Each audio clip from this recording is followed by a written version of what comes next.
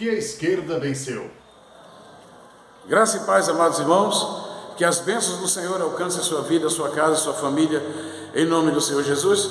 Eu sou o pastor José Roberto e falo do canal da SEVES, A Caminho do Céu, e hoje quero dividir com você mais um conteúdo muito importante, no qual falaremos um pouco mais sobre as questões relacionadas ao desfecho das eleições de 2022, com relação à igreja e com relação ao nosso país. Qual é a ordenança de Deus? Por que a esquerda venceu? Por que mesmo orando os pastores não conseguiram uma resposta positiva de Deus? Será que Deus não respondeu? Ou será que Deus pelejou e perdeu a batalha para Satanás? Fique conosco até o final. Dê o seu like, ative o sininho em todas as notificações, inscreva em nosso canal, participe desse grande projeto que é o projeto da SEVES. Dê a sua opinião fazendo o seu comentário, e no seu comentário você pode sugerir o conteúdo para os nossos próximos vídeos. Faça parte desse grande projeto para que o canal da SEVES seja um canal de bênção na vida de muitas outras pessoas. Fique conosco até o final e que Deus te abençoe. Vai. Olá, sou Flávio Freitas de Serrana. Então, pastor José Roberto, por que a esquerda venceu? É uma excelente pergunta. Na nova configuração do nosso estúdio, o qual estamos dando uma reforma para poder fazermos os nossos conteúdos, eu quero dizer que essa realmente é uma grande pergunta, uma excelente colocação. Mas antes de entrar no tema principal do vídeo de hoje, do conteúdo de hoje, quero te contar um pequeno testemunho. Há alguns meses, quando eu estava trazendo uma mensagem para a igreja, Deus ele falava para mim que estava com o coração voltado a entregar o Brasil na mão de um presidente de esquerda. E ele me disse então que a família seria perseguida e a igreja seria massacrada.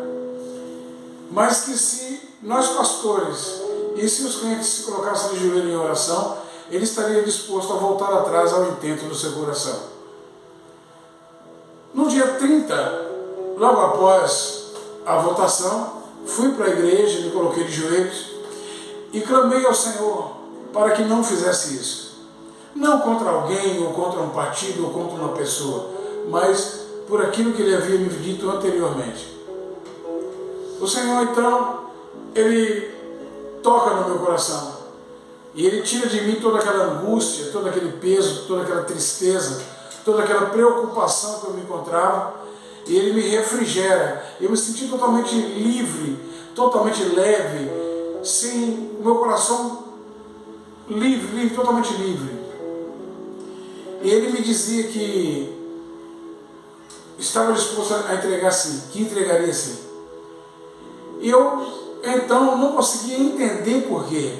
E eu disse, mas por que isso? Qual a razão de tudo isso? O seu povo está em oração já há tanto tempo, o seu povo está clamando por isso há tanto tempo.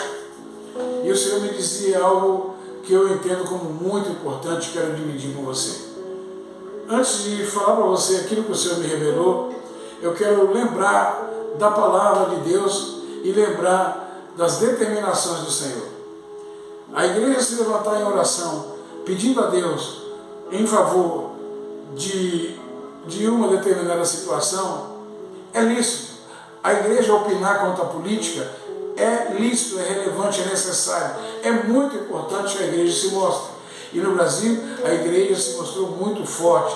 Aliás, quero demonstrar aqui o meu carinho e o meu respeito, tanto pela igreja católica, como por seus dirigentes e pastores aqui no Brasil, na cidade onde eu moro, e também muitos católicos que são pessoas sinceras, sim, e que oram e que oraram juntamente conosco. Alguns pastores que se colocaram em oração, porque nós estendemos o convite a vários pastores aqui na cidade e, na sua maioria esmagadora, se acovardaram e fugiram do compromisso da oração. São pastores que consideram homens não de Deus, mas de Netflix.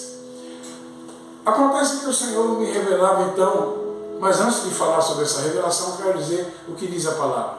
A palavra do Senhor diz que nós devemos abençoar e nunca amaldiçoar, mesmo aqueles que nos perseguem. A palavra do Senhor também diz que nós, como servos do Senhor, devemos orar, fazer deprecações, fazer preces, orações por aqueles que estão em eminência, ou seja, por aqueles que estão na governança, os líderes, os governantes, sejam eles quem forem. Deus não faz acepção. Independente de quem seja o próximo presidente, nós devemos orar por ele.